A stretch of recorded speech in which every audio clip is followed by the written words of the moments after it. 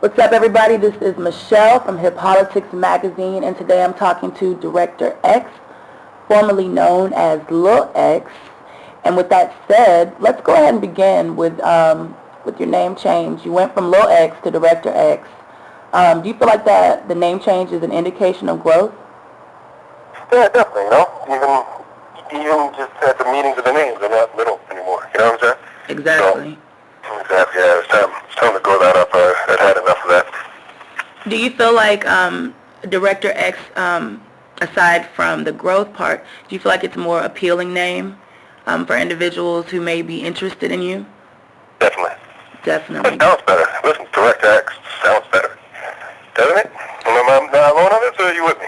I think that, personally, when I look at Lil X, I think it's a little bit restrictive. So Director X definitely sounds a lot more commercial, and just probably like a name that will reach broader audiences, Yeah. So let me ask you, did you know as a child that you would be doing what you're doing today? Not directing. I've always been visual. I'm actually looking at some of the pictures I drew right now. I've drawn all my life. I've been drawing since I was a kid. So, like one of my first memories was drawing. First thing I drew, my mother told me, was a TV. So, and I was like 2 years old or something like that. So, wow. Drawing. I've been drawing all my life. So, visual arts has always been what I was going to do, and I knew that's what I was going to do.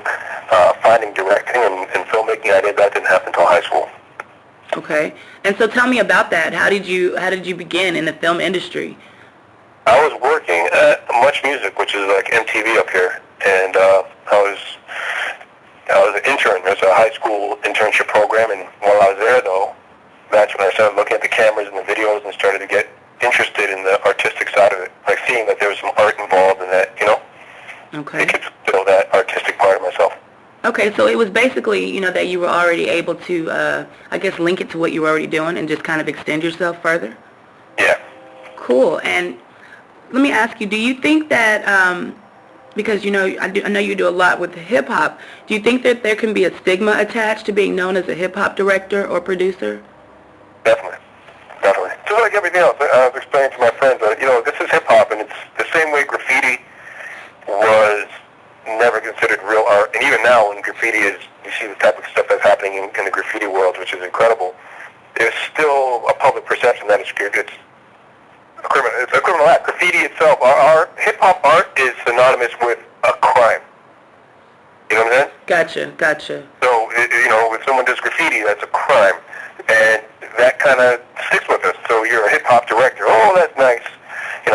You do videos, but we make whatever. You know what I mean? So there's always a little bit of stigma. But like I said, I'm used to it. Being a graph artist, I go to, when I was trying to get into art school, they're like, that. And I also do comic books, and comic books, all these things that I'm into. I guess it's just my little path. The establishment looks down on. But here we are now, and every hit movie is a comic book movie, and graffiti art. And if you look at the real graffiti coming out of these artists nowadays, it's undeniable, genius level, amazing things. And you got guys that do photorealistic paintings that also are graffiti artists at the exact same time. So society catches up a little bit slowly, but I've always known hip-hop was art, I've always known graffiti is art, and I've always known making music videos was art. So, hey, let them catch up. That sounds good. Do you consider yourself a hot commodity within the industry? A hot commodity in the industry? Yeah, sure. and why would you consider yourself as so? Why would you consider yourself as such? God, I'm just hot, baby. You know what I'm saying? It is what it is. You know what I'm saying? But I'm one of the guys that brought art to the game. Like I'm a student of Hype Williams, who I really feel is one of the very first guys to bring art to hip hop. Visually, you knew you were looking at these videos and you knew that there was an artist there. It didn't feel like some guy had a camera at the corner store and they just rapped in front of it. It really felt like, wow, these visuals are impacting me. I'm feeling something inside, and I don't know. You know what I'm saying? So I'm an extension of that. And if you go look at my older videos, it's the same kind of thing. We're Hype, and that's why I ended up with that team, because this is real art that we're making, and that was one of my big contributions. A lot of the trends that still happen in hip hop videos are trends I brought in.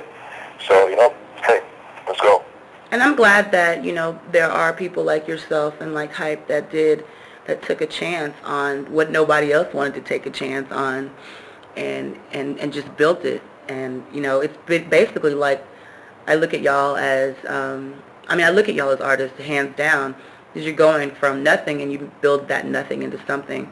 And so I think that should definitely be recognized, and y'all should be recognized as artists. Um, Now, you've already mentioned Hype, but aside from him, who are some of the people or projects that you really enjoyed working with? The people projects, I like Usher a lot. I like Diddy a lot. Jay's cool, but Ush and Diddy really have some of that mentality. Kanye is another one who really kind of approach music videos from a different style. Nicki I like a lot as well. Nicki Minaj is great. So, you know, those artists that see videos for what they are, that it's not just something that I do to promote my album, but it's its own functioning piece of art, you know? And those guys are the people I put up there in the realm of the Michael Jacksons and Madonnas. If you look back, like in the late 90s, or just actually all through their career, music videos these guys were making, Michael Jackson said it all the time, these are short films. They're not music videos, these are short films. Right. And deadly serious, you know what I mean? So those artists that really take the video serious and push the limits and push it forward to make an experience for people, those are the people I enjoy working with, and the people that actually understand. You're not competing with other music videos, you're competing with other entertainment. You're competing with the latest episode of 24 or whatever, you know what I'm saying? Exactly. Yeah. Because it's almost like it takes on a life of itself, so it just becomes its own entity. Now, recent changes in technology have brought about a significant difference in the music industry. Has that trickled down to the work you do? I mean, is technology helping or hurting you? Oh, it's helping. It's helping. Yeah, you can say helping and hurting depending on how you feel about things. But look, man, the budgets have gone down, but at the same time, we have these amazing cameras that allow you to get great quality for not as much money. You know what I'm saying? So the two things work together. Okay. All at the same time. Here, they're not paying as many videos on TV, which sucks on one level, but at the same time, you can go to your computer and watch the video you want to see right now. You know what I mean? Gotcha. You remember us growing up, we had to tape it. You know what I'm saying? You know, get a VHS tape. I'm from Canada, so it was even iller for us. We couldn't even see hip-hop on TV except for this one show, Rap City, and then there's videos they wouldn't play because of the content.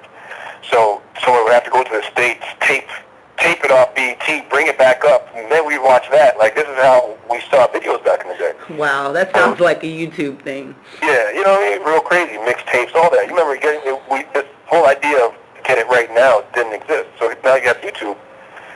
You don't got to wait and hope and pray that the video you like is going to show up on TV or that someone taped it or all this kind of crazy stuff we had to do to see the things we wanted. Get on your computer, type in the name, and there it is right there. So, you know, God closes a door, opens another. I like that. I really like that. So how have you managed, because we've got a lot of doors closing with this economy, how do you maintain it in such a suffering economy? You know, just like everybody else, the things change, you got to do what you got to do. So, I flow with it because I see what's going on right here. You can't, everyone's talking about the economy. Hey, take a good look around the world and you'll understand where we're at. Gotcha. Now, speaking of the world and what's going on in the world, midterm elections in the U.S. just ended. And what are your personal thoughts on voting? On voting? On voting. I can't vote. So, I don't. I live in a monarchy as far as I'm concerned. So. And for people that, since you can't vote, and it's not an option for you, how do you feel about people that have it as an option and just don't utilize it? Well, you know, you can go play the game, man. That's however you feel about it. Like, again, I'm an old school hip hop cat, eh? You know, I came up with Beware the Pale Horse and all them. You know those talks? You know, you understand what I'm talking about? Okay, yes.